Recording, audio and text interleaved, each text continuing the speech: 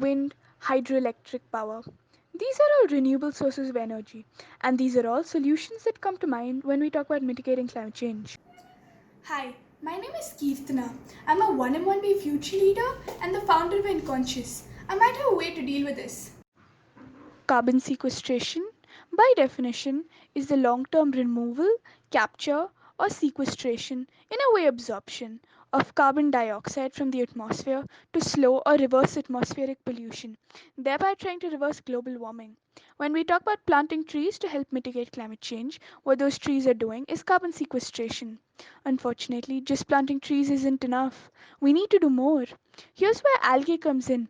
Algae have a carbon sequestration capability that is far beyond that of trees. Ever since childhood, I felt an extremely deep connection with nature. And I do not like seeing the world go down the path that it is going down. I got into this project with 1M1B from school. 1M1B is an organization that guides students in realizing their dreams of changing the world. My project is based on a concept called carbon sequestration or carbon capture and storage. Fossil fuels have been buried deep under the earth for millions of years. However, we are now bringing these fossil fuels back up again to generate energy. By generating energy using these fossil fuels, we are releasing greenhouse gases into the atmosphere.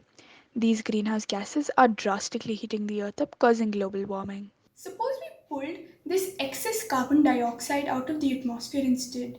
This is pretty much what the concept of carbon capture and storage is about. My project is based on two aspects.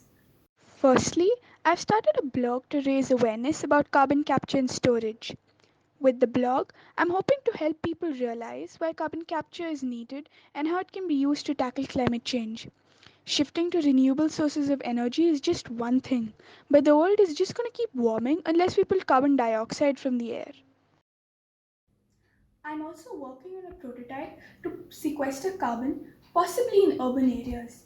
If it can be implemented, it would be among the more unconventional ways for India to really delve into reducing its ginormous carbon emissions.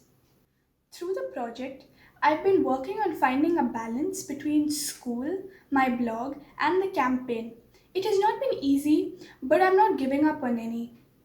My project has been drastically slowed down due to the pandemic. However, climate change is not going to wait for this pandemic to calm down. Although emissions have reduced due to the situation, the world is still warming at an extremely high rate. Using algae to capture and absorb carbon has many advantages. It's cheaper, nutritious, biofuel can be made from algae, and storing carbon dioxide via algae is much safer than methods used by direct carbon capture and storage. It would be amazing if you could pass on the message about carbon capture and storage. The world needs to know why and how it's needed. We can't rely on just renewable sources of energy and claim we're doing our bit to curb climate change. It's not enough. There's always something more that can be done.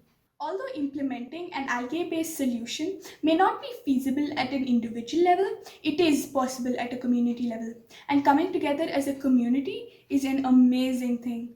That way, we can make a difference on a large scale, and the more we do it, the higher the chances of slowing down climate change. Let us come together and make a difference in the 2020s, especially if we want to see our world remain beautiful in 2030.